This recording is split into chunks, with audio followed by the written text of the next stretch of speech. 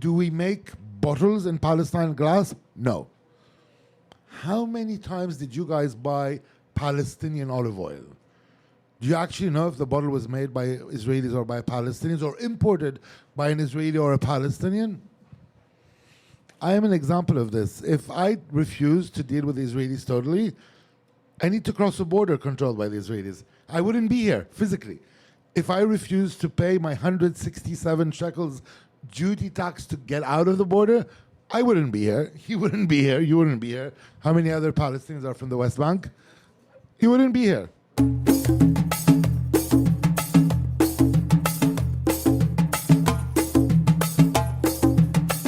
Good afternoon, everyone. My name is Khalid. I'm very excited to be here. Before we get started, I wanted to do a land acknowledgement for the city of Toronto. We acknowledge that the land we're meeting on today is the traditional territory of many nations, including the Mississaugas of the Credit, the Anishinaabe, the Chippewa,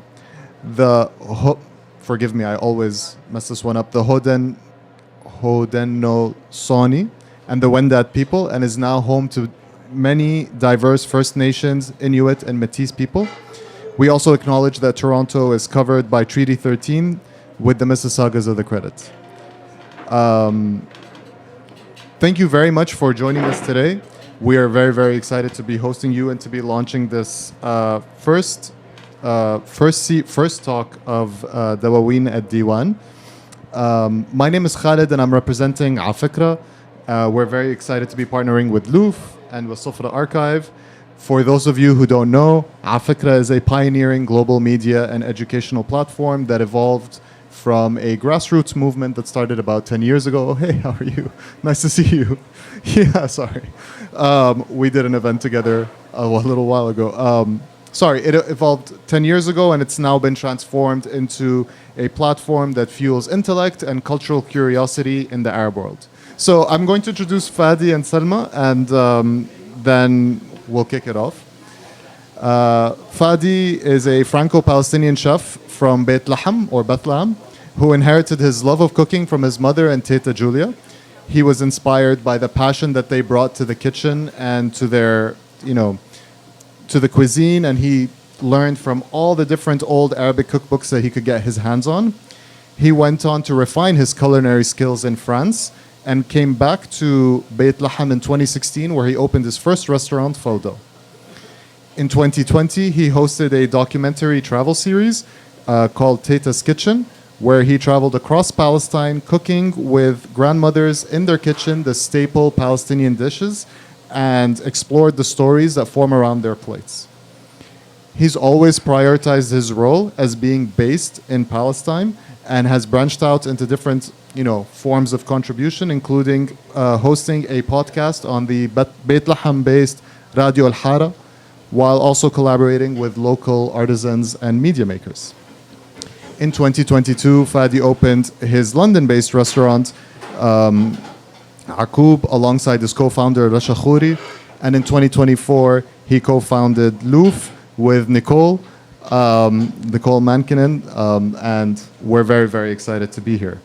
And if this is your first time at Louf today, I think you're in for a treat when it comes to the menu.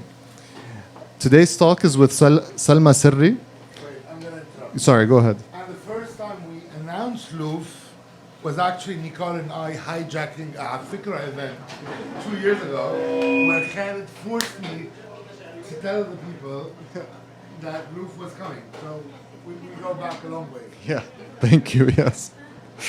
Yeah. So I'm very happy that Salma's joining us today. Salma's actually hosted podcasts for Afikra's Matbakh in her past life. So very excited that, it's the first time I meet her today. So that's exciting for me personally. She is a doctoral researcher and cultural worker specialized in the history of food in West Asia and Egypt. She is also the curator of Sufra Archive, a digital archive and social media platform dedicated to West Asian and North African food and food history and culture. Currently, she's doing her PhD in history in the University of Toronto with a specialization in food studies at the Culinary Research Center. Her research interests revolve broadly around historical reconfigurations of power and infrastructures of empire and daily life through tracing overlapping networks of food, technology, and labor in the Arabian Gulf. Her work has been exhibited in very many different places, including the Cannes Film Festival, the Oxford Food Symposium, Design Toronto, Art Jamil in Dubai, Hay Jamil in Jeddah, the Arab Council for Social Sciences in Beirut, the Islamic Biennial in Jeddah, and Cairo Design Week. Please put your hands together and join me in welcoming Fadi and Salma. Thank you, Khaled. Thank you for being here. So Salma was asking me earlier, do we do an intro? And I said no, because you're just, you know what a diwan is in Arabic? A diwan is the living room. So you are a bit cramped in our living room. So there's no need of formality. And do interrupt us if we're saying any rubbish or anything you don't like. And as with diwans and living rooms, this quite feels like home. I'm a recent migrant, I would say, a recent immigrant to Canada. And it's always amazing to be able to be connected to the community here, community of Arabs and the local community as well, but also be back here in Louf, tasting marvelous dishes with amazing attention to details when it comes to the ingredients and such a nuanced approach to culinary cooking and the culinary scene here in Toronto, but one that is rooted in traditions, rooted in culinary wisdom and local produce as well.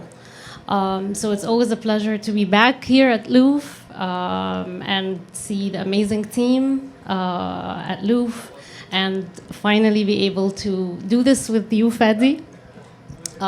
We hosted you for a panel back in the summer before Louf's opening, and when I was at the encampment at UFT, I think we missed each other the first few times.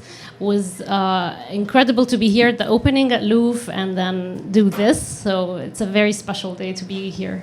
Thank you guys for this. Thank you. Ahla wa sahla.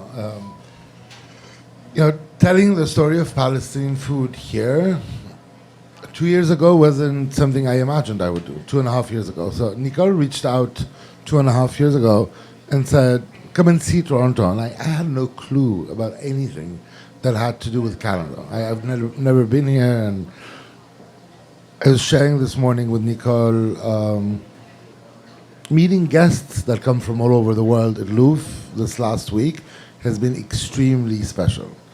I found out I have cousins that I've never met from Bethlehem. I witnessed this literally at the door right now. Exactly. It was amazing. I've learned tremendously about indigenous communities, but also our similarities, not only political, but to the relation to certain products, whether it's sumac, and I won't tell you the rest because that'll come later, but there's this like very similar vibe to Palestine. We've met fantastic artisans. So before coming the first time here, Nicole started looking at, who would we work with? We didn't have a menu. We didn't even have a location. And who would we work with? And it's been really a learning curve. Salma's been always a great support in throwing, the impossibles at me. Like, I heard you're going to see the oldest cookbook in the world in Finland. Can you steal the copy? I didn't, by the way. It's still in the library in Finland. And that's what food is about. It's alive. It's not. I know with Palestine we tend to only see the horror that's happening right now in Palestine, but food is alive. And being able to host this event tonight here, 2 days after the start of Ramadan, 2 days before the start of Lent, I think is a very strong message of what we are as Palestinians. We're extremely diverse. And what gets us together is, among other things, our food. Yeah, and you touched on the common grounds with Sorry, my hospitality bit is struggling. Jack, can we ask somebody from front of house to get chairs to the people standing? Thank you. I supposedly still co-manage the restaurant. I can't see people standing without chairs. Yes, as this is happening, you mentioned the common grounds between the Palestinian community, whether in Palestine or in the diaspora, and also the rest of the indigenous communities in here in Toronto, but also around the world, right? And this really comes down to the link and the connection between any indigenous community and their land, right? This almost sacred and essential community relationship between knowing the land, knowing the plants, knowing the food, the knowledge that comes with it, the wisdom that is inherited over generations of what to do with sumac, how to pick it out from the tree, grind it, preserve it, use it, what kind of dishes, but also the effects of it on the body, right? The knowledge that comes from passing it on from a grandfather or grandmother to the daughter, to the granddaughter, and so on. So I think this is a universal connection that connects the communities locally to their land, and the importance of land really is brought up in an extremely crucial way, in a critical way that we need to be attuned to when it comes to Palestinians and their land. And this is something that, if I'm studying imperialism and food and colonialism and food and the influence of that. And although I primarily focus on the Arabian Peninsula, I keep going back to the Palestinian food history because it's an important lens to look at the connection or the connections, really, like a plethora of connections between knowing how to navigate the everyday life, and through that it becomes an act of resistance, right?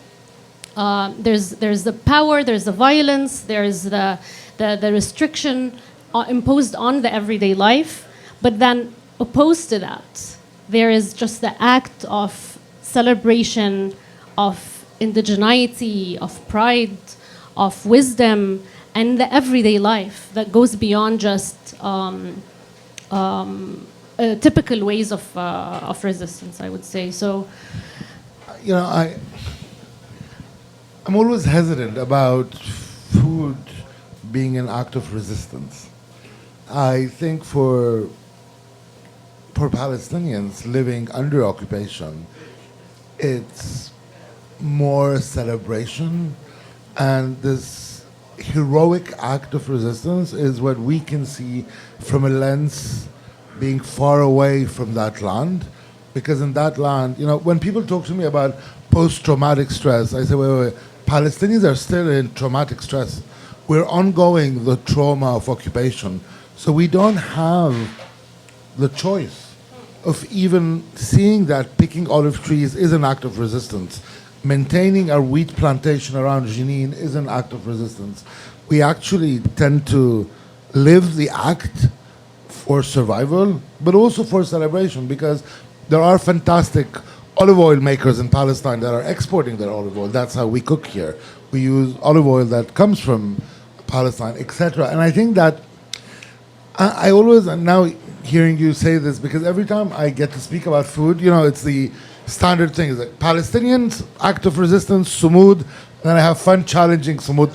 I know this is not what you meant. No, but here's the thing.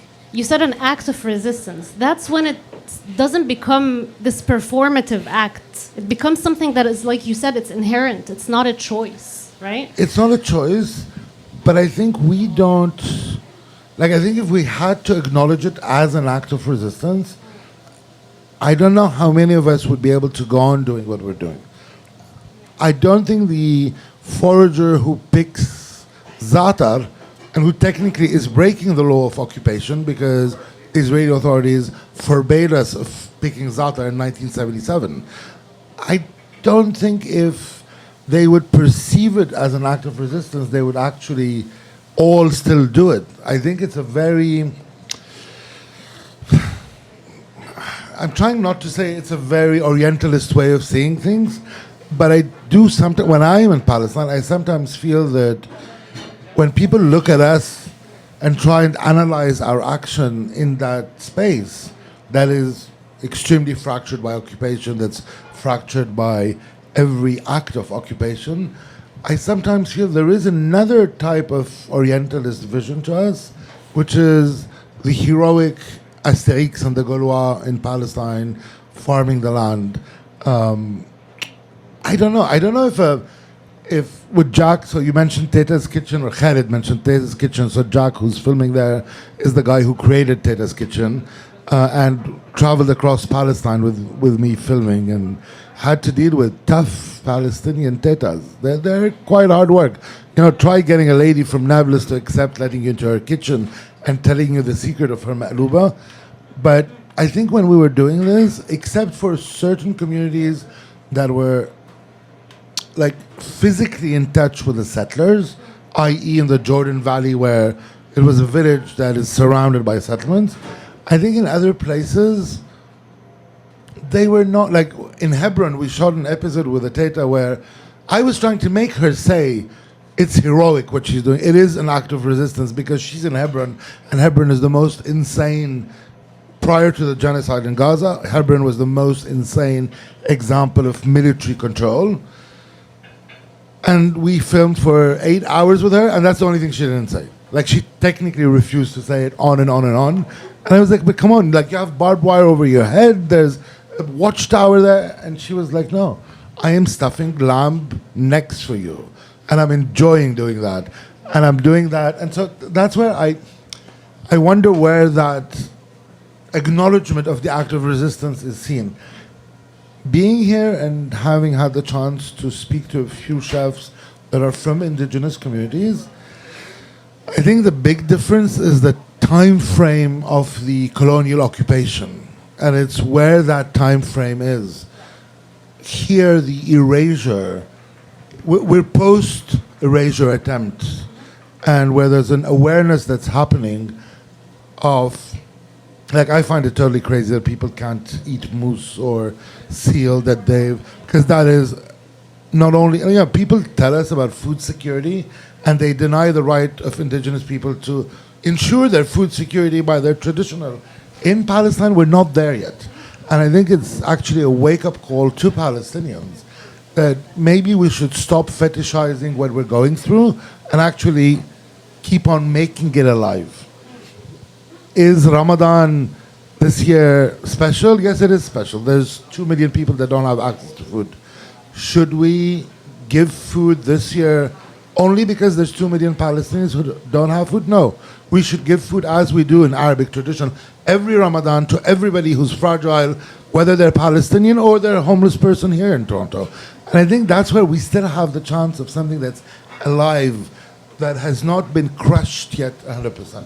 Yeah, I think escaping or trying to escape or avoid the romanticization of the past is something that I personally am very aware of and try as much as I can to dabble with it, especially that with my background and my project on archiving.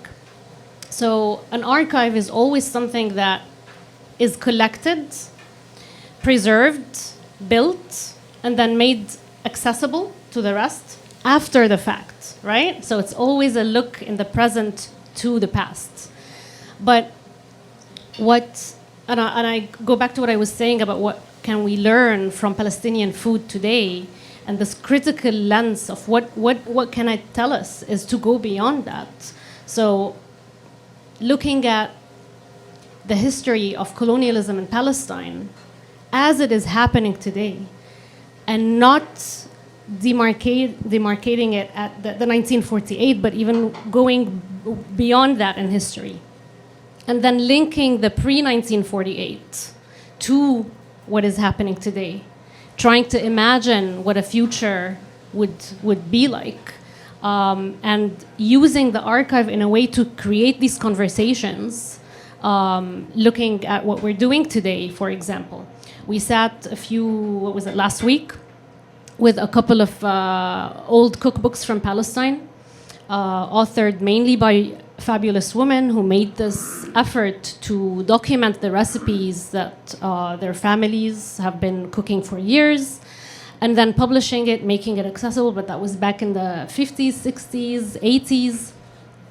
And then look at us today. We're here because we're able to look at these archival materials as portals, right? Portals that would open up conversations, open up chances for us and opportunities to learn, to make amazing new takes on what has been preserved in history, right?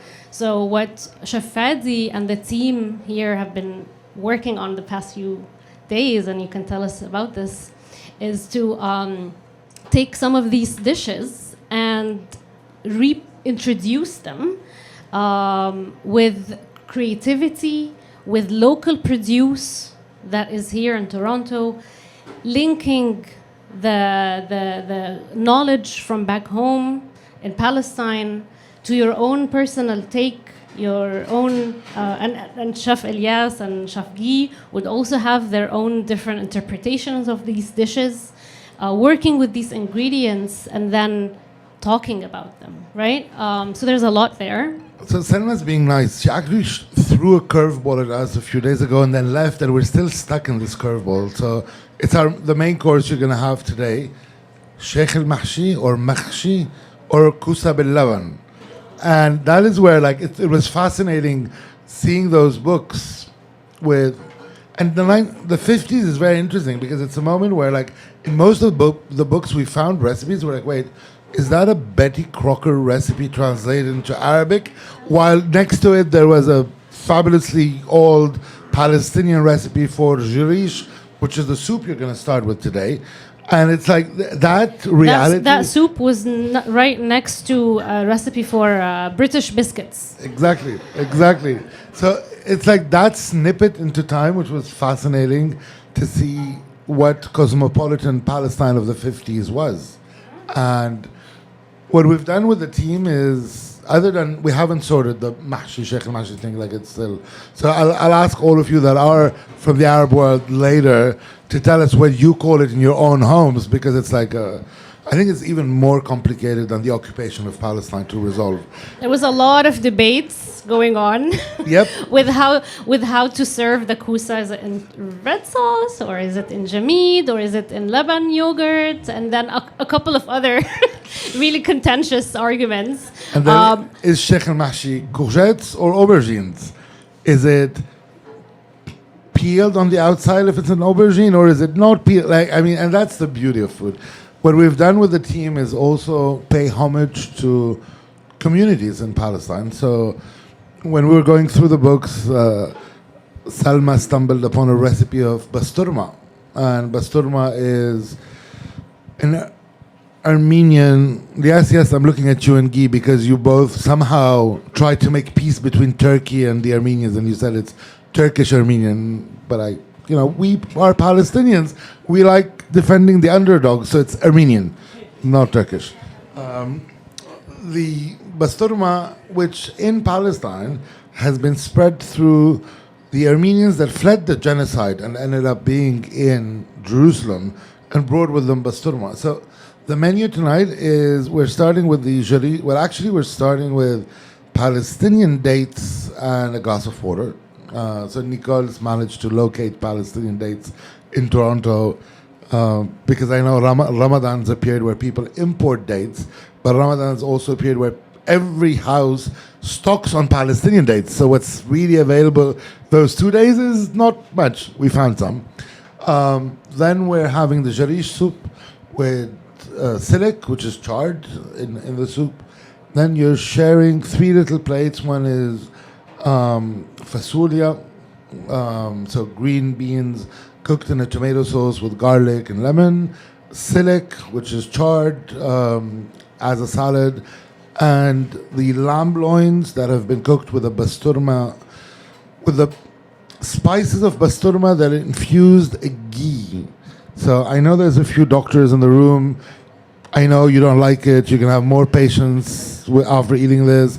It's very rich in fat, but it's delicious. And then the kusa bil-laban with vermicelli rice, ruz bil-sharia. And then for dessert, we have Okay, that's Two desserts. one of the ones we all agree on the name, and it's tamriya, which is a dessert that's done very often during Ramadan in Palestine. It's a filo dough filled with semolina and then deep fried. The twist on it is, I come from Bethlehem. Remember 2,000 years ago, 3 guys showed up to Bethlehem with gifts. One of them had frankincense. So the crème anglaise that's served with the tamriya has frankincense in it. And the other dessert is, that one we didn't agree on the name. In Palestine, we call it harissa. These guys in Egypt call it basbousa. The Lebanese, where's Guy hiding, call it namora, but it's harissa. Oh, there you are. Or basbousa. But with a touch of Salma saying, oh, but my dad eats it with ashta cream. So we're putting some ashta on top. And then there's a great Syrian lady in Toronto who's done ma'moul for your coffees and teas. It's a lot of incredible flavors. And while we were brainstorming and picking these dishes from the cookbooks, of course, many of them have these certain key ingredients, right? That we'll go through them in a bit. But I think going back to what you were saying, Fadi, about the idea of celebration of life, right? The continuity of life, despite all, opens up also a conversation of the diversity of these different ingredients when it comes to the land, right? If we're looking at the different terroirs, the different geographies in Palestine, but also the different communities like the Armenian community. We learn so much just from looking at these cookbooks and making the food and tasting it. Thinking beyond just the techniques in the kitchen or the ingredients as just separate components, but they tell us stories of where they come from, stories of migration, stories of communities coming together, of religious celebrations, festivities, but also the everyday ways of navigating life and restrictions, right? Yeah. So where do you want to start with this? Do you want to start with giving us an idea about wheat? Yeah, since we're starting with the soup, maybe we can go with the menu. With the menu. So if the menu starts with soup, the soup is the hero in the soup is jarish, which is cracked wheat. Yeah. And cracked wheat comes mainly from the north of Palestine. But if you go back to wheat, you said life.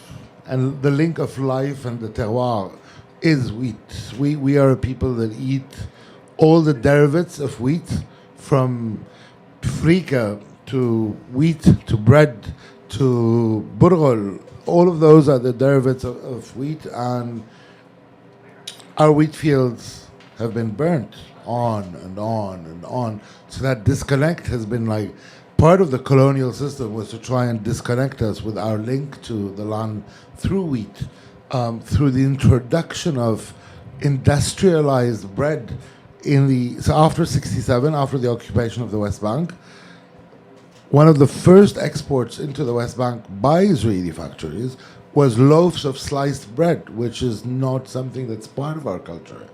And it was an attempt to erase taboon and kmej and saj and all of our traditional breads. That soup is actually, sometimes the soups that we've played around with it, we've made it more soup, but in reality it's very often a porridge-like meal that comes mainly from the towns that are between Jerusalem and the coast. And so those are the towns that were expelled in 48. In Bethlehem, it is not really a dish that we have in Bethlehem. It came with the refugee communities, but it then became a staple at weddings, because that is how it was celebrated in those communities. And after 48, it just became part of our daily life. And that's the migration, forced dispossession. If you imagine, with the space of Canada, what we're talking about, it's a migration of 20 kilometers. It's not a migration of thousands of kilometers. It's literally uprooting people in 48 in what became in Israel in 48, and displacing them for 20 kilometers. We saw the same thing happen with those same communities with the relation to seafood, because those were coastal towns. And wheat was grown a lot on the coastal Sahel, on the towns on the sea, because of the access to water, because all of the higher hills, rivers and little water was seeping down towards the sea, and that was the land that was fertile. In Haifa we grew wheat, and there are certain wheat genomes, wheat types that have survived 48. And the person we work with at Louf to supply us our olive oil, our frika, and our maftoul has been researching. So somebody called Nasser Abu Farha from a company called Canaan in Jenin, in Burkina, he's actually finding wheat types that have managed to still exist in like one village across Palestine, that have been eradicated across Palestine, but they're still there. And he's trying to encourage people to replant them so that we can get access to those grains that are much more indigenous to that land, native to that land, that are more adapted to our seasons, to the type of soil we have. It's crazy how the connection between us humans and nature comes up. It's a story of displacement, it's a story of violence that not only humans witness and encounter, but also plants.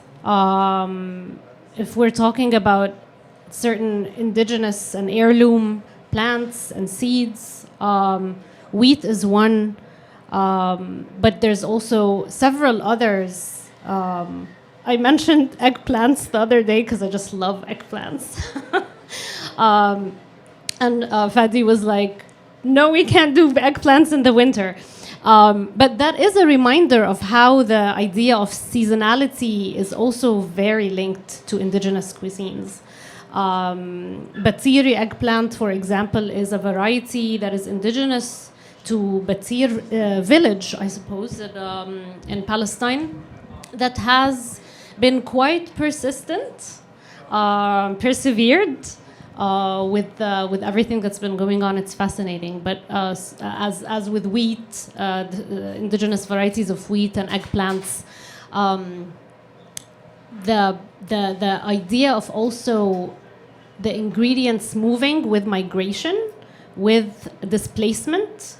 But also I'm curious about the access, because when you said a community has been forcibly displaced, it's also the idea that they can't go back to access it, right? Can go back to tend to the farmland, cannot go back to acquire or purchase the ingredients that they were familiar with from local markets and local traders. So, you know, when people were displaced in 48 and then in 67 and then since 67, what's also changed across time is how they were allowed this access. So after 48, for the Palestinians that managed to stay in historic Palestine, there was in certain areas a curfew that was imposed that lasted for years.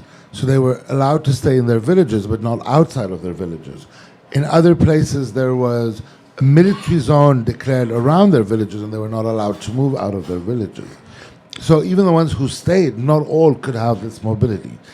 Where we really see that example is post building of the segregation wall by Israel in 2000, 2001, where in Bethlehem, for example, there are people. So the wall, despite whatever you hear, the wall is not a border. It's not the UN recognized border. It's built on Palestinian land inside, even for the ones who accept international law and 1967 borders, it's not built on the 1967 borders. It's built within our communities. So in Bethlehem, the wall comes into the city, and you have Bethlehemites who own land on both sides. The Israelis managed to revive a very old British or Ottoman rule that said, if you don't care for your agricultural land for X number of years, the state can confiscate it. But by building a 12-meter high wall, the first year they would say, okay, you're allowed to access your land, we'll give you an access permit, but you can't use this crossing, you need to use an agricultural crossing that's like 15 kilometers on the other side. You're not allowed to drive through that. So imagine people having to walk to pick their olive trees and then having to walk back with their olives. But they would only give it to a category, which is women over 40, men over 50. And year by year, people could not access their land anymore. They would still give them that 1 week permit, but it was so difficult, people would not be able to tend to the land correctly, and then they would use that old law to confiscate the land.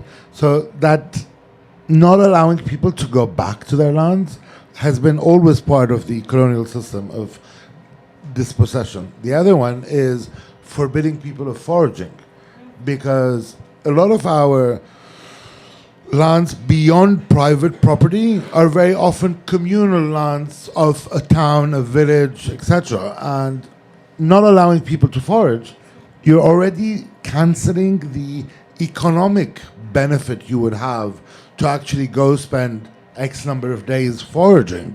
And therefore your access to that land becomes less and less frequent, and then that's an excuse for another settlement. Speaking of foraging, maybe it's important to clarify what exactly foraging means, because it's not the way it is maybe practiced in a lot of settings in Europe or in North America, where it becomes something as an additional way, maybe a hobby even to some, to just go and forage and as they walk in the forest. You mentioned the economic aspect of it. Literally livelihood. Just listening to you, I was imagining like a very bucolic scene of like people going on a hike and then picking a few za'atar leaves. Yeah. No, it's a whole village that survives on foraging. It's a whole village that survives on picking za'atar and louf. That's why we call the restaurant louf. Loufete, khubeza, and Swiss chard, which will be served today. Khubeza, which we don't have. It's not the season, and I don't know if it'll grow. I'm sure it'll grow here. I've seen a few examples in somebody's backyard who's like smiling right there. It does grow here, but it's a cousin of geranium visually. Like it looks like geranium. But don't eat geranium is poisonous to eat. Don't eat geranium on your balcony. Khubeza. Huerna, which is mustard. So it's really you mentioned seasonality. Foraging allows you to survive all year round, except for the 2 months that are the coldest, which are January, February in Palestine. All the rest of the year, the whole tempo of that link to the land is going out, foraging, drying, preserving, pickling. So, again,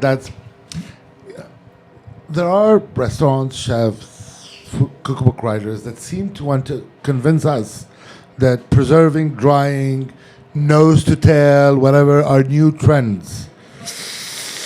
I have bad news for these people. These things have been done by humanity since we existed as human beings. And in places and that's where, with your kusa, with your courgettes, you have laban jamid served, and it's dried, preserved yogurt. That has been how nomadic people in Palestine and the Bedouin population has been preserving dairy. Not from now. It's just Indiana Jones didn't find Petra. Petra's there way before. So it's the Natufians and the Nabateans. So the two people, the Natufians in Jericho and the Nabateans in Petra, they are the ones who actually started salt preserving dairy in our part of the world. So these things are not new. But a village would survive on all of those things. So you would pick your okra, you would use your foraged za'atar, your foraged maramiya, sage, and dry those and go to the market and sell them. And breaking that at the same time, offering more and more jobs to Palestinians to work in the construction industry in Israel and paying them a higher wage is actually a very systematic way of disconnecting people to the land. I'm curious about the business aspect of running restaurants, let's say in Bethlehem. Contemporary, but making it also more if and you more can complicated. if you can give us an idea, just take us a bit back in time. Let's say 60s onwards, navigating all these restrictions of movement. What does it mean for a restaurant owner, for example? So what 48 meant to start with. So prior to 48, Palestine was an open place where Palestinians drove to more or less most of the Arab world, and most of the Arabs drove to Palestine, took a train to Palestine. So the restaurants at that time were the places that were welcoming. It was known that the Kuwaitis spent summer in Ramallah. Today when you say to a Palestinian, the Kuwaitis are going to visit you, it sounds like a total impossible. The Persians came to spend and buy their oranges and spend some winters in Jaffa. So this mobility means people were traveling, people went to restaurants.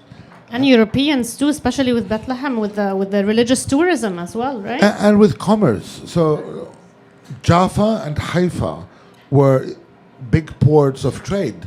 So there was Greeks and Armenians and British and French and Italians. And I mean, these communities are a bit like Alexandria in Egypt. Very Any cosmopolitan city. hubs. But so that came with the creation of restaurants because people who were not living there ate at those restaurants. So the Bethlehem and Nazareth and Jerusalem on a Christian level, and Hebron, Nabi Musa and Jerusalem on a Muslim level, means that this land has had pilgrims forever. And pilgrims, by nature, stayed in an inn and ate in a restaurant. And the restaurant took different shapes, of course. Very often, the restaurants were run by the religious communities because they were it's probably the an ones easy way. hosting the Exactly, pilgrims. and it's an easy way to make money because you have this captive audience coming in, so you offer them accommodation and food, and you charge them for it. And that created our restaurants somehow. But what was very public was our cafes, qahwa. People met in a cafe. Mainly men, met in a cafe during the hours they pretended they were working. We're going to work. And actually, they met in a cafe, played backgammon, had coffee and tea, smoked a nargila, and then went back home and said, I've worked very hard today. But in most Palestinian cities, you have those very old cafes, and you have emblematic places that do hummus and falafel. That's the historic. After the 30s, it became more of an entertainment space. So cafes and restaurants popped up. In Bethlehem, in Beit Jara, there was a place called the Everest. They weren't very creative with the names. Called the Everest, which had... Do you remember it? Yeah. Yeah. But before you and I were born, you know that they had afternoon dancing tea. And everybody went and had tea and most probably disgusting jelly-based sweets and had dances. And that's how my grandparents met, dancing at the Everest. So you imagine. But those restaurants then became places that served mashawi and mezza, so the little salads and the grilled meats, which was not reflective of our... So what you're eating today is not something you would get in a restaurant that is doing mashawis and mezzas. And of course, there was the obsession of what is foreign is better. So a lot of the restaurants that opened, mainly after the 60s, were places serving bad Italian food, less bad Italian food, but not very good Italian food. I feel like we got a glimpse of this, the influence of modernization, but also British colonialism in the cookbooks that we took a look at.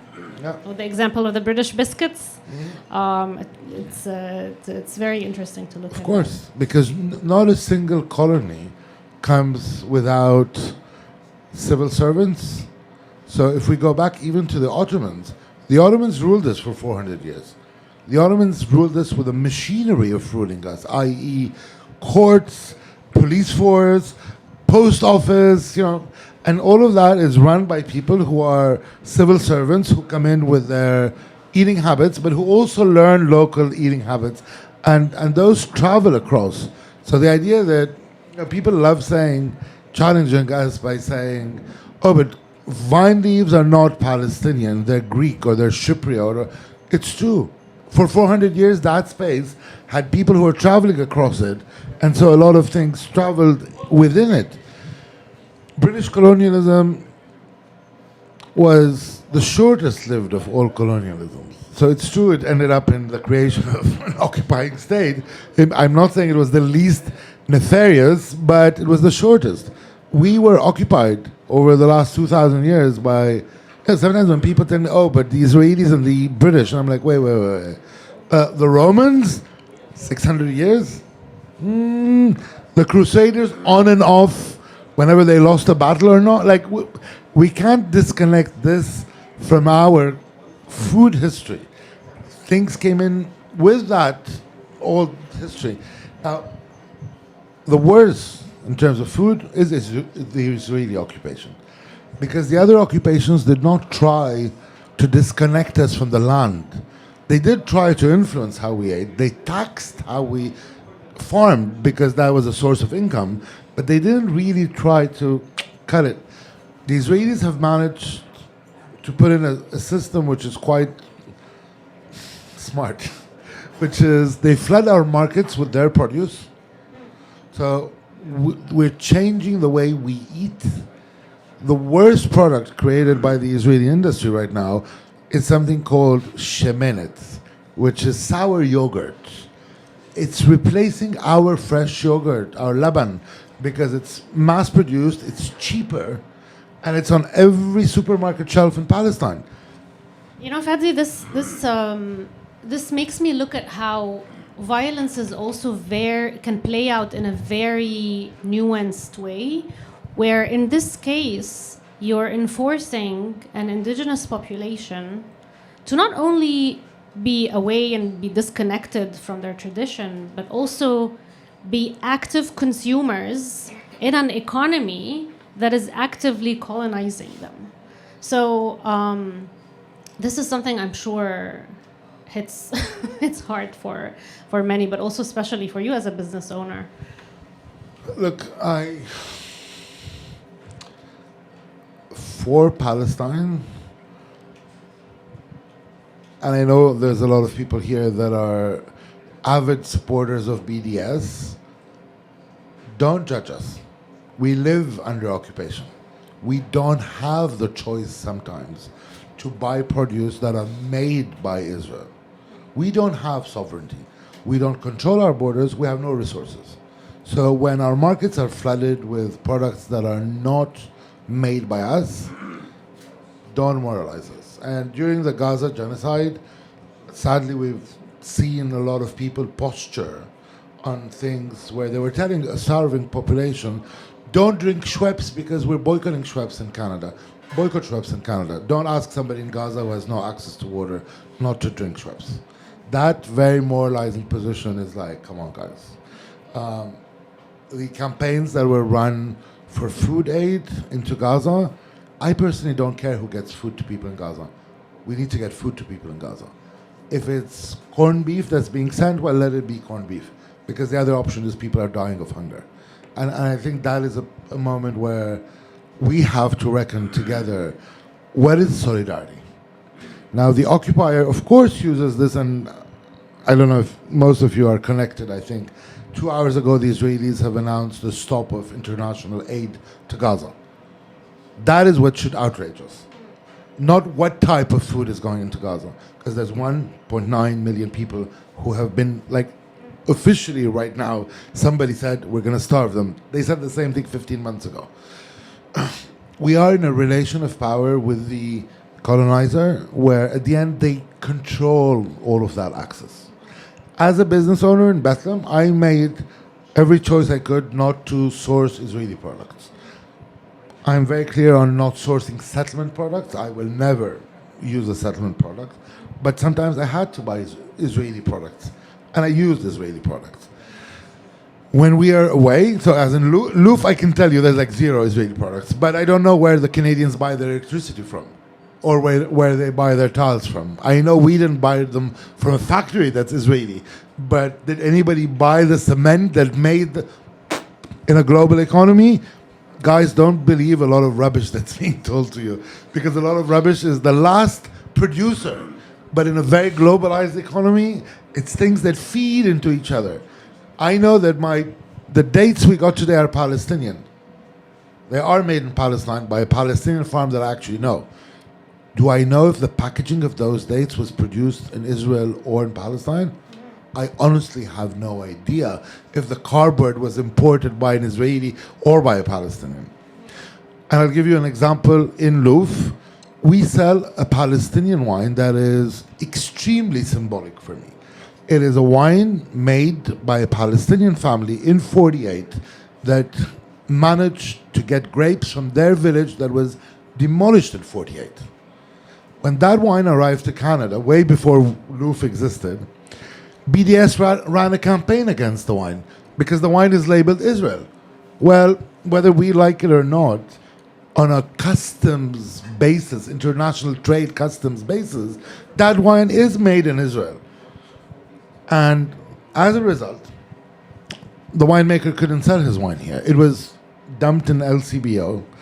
And then the Zionists found out about it. And they ran a campaign against him, saying, oh, but that's a nasty Palestinian trying to use Israel to promote his wine. Luckily for us, the wine stayed in LCBO. So 6 years later, we managed to source them for louf. And that's the Palestinian wine we work with. But these guys are actually heroes. They're on their land. They're employing 50 Palestinians in occupied Palestine. Who dares moralize them? Why do we moralize people? I don't know if Palestine doesn't have a glass industry. We do. The Hebron glass ceramics, fantastic. Do we make bottles in Palestine glass? No. How many times did you guys buy Palestinian olive oil? Do you actually know if the bottle was made by Israelis or by Palestinians or imported by an Israeli or a Palestinian? I am an example of this. If I refuse to deal with the Israelis totally, I need to cross a border controlled by the Israelis. I wouldn't be here physically. If I refuse to pay my 167 shekels duty tax to get out of the border, I wouldn't be here. He wouldn't be here. You wouldn't be here. How many other Palestinians are from the West Bank? You wouldn't be here. Simple. So at a certain moment, we also have to be within a reality. Earlier we were saying staying there, planting the land, producing is part of resistance or existence, but this comes at a price. This comes at a price. So being a business owner there, did I have challenges? Of course, like any restaurant in the world. You think we don't have challenges here? Farhan is the general manager of the restaurant. He's right there. He gives Nicole and me a headache every day. But that's managing a restaurant anywhere in the world. It's a headache because you're working with human beings, both the team and guests, and you'll have a guest who'll forget their handbag, and we'll have to find the guest to get the hand. It's part of that beautiful thing that's called hospitality. Is it more difficult in Palestine? No. It's actually easier because Toronto is a very big city.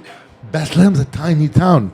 So I could wake up my butcher in the middle of the night and say, hey, I have 5 more guests tomorrow. Can I have some more meat? Try waking up a Toronto butcher. You're not the only customer. The guy has, but quite a few. So there is a beauty, and for me, it's a privilege, and I'm grateful that I'm still able to live in Palestine. And it's not that difficult. I think it comes down to choices and whether choices are there or not, how you navigate these choices. For the diaspora, the idea of linking the community to the local produce, navigating options and alternatives, I'm sure is something that you as Louf have been working with. But also the idea of choices to encourage, perhaps this is one way of supporting or navigating the whole idea of boycotting BDS or not, is to go towards locally grown produce, people who that made food, right? You know where the sources of your food comes from. That should be how we eat everywhere, Yeah. all over the world.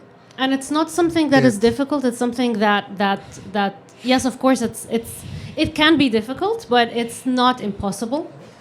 And it's an easy way of going against the multinational capitalist structure, right? Most of the time it's easier because very often you're actually dealing with a human being, not with a system.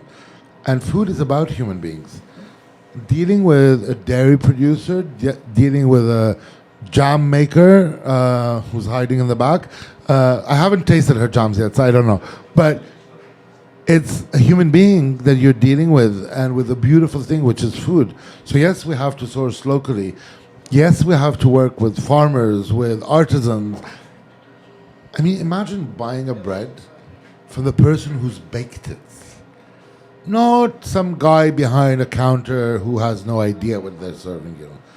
Even if the bread is not going to be great, because for whoever is a bread maker here, it doesn't always work. Like, we sometimes make breads and look at each other like, oops, maybe we should do that recipe again. It happens, but at least it's a real story. It's people.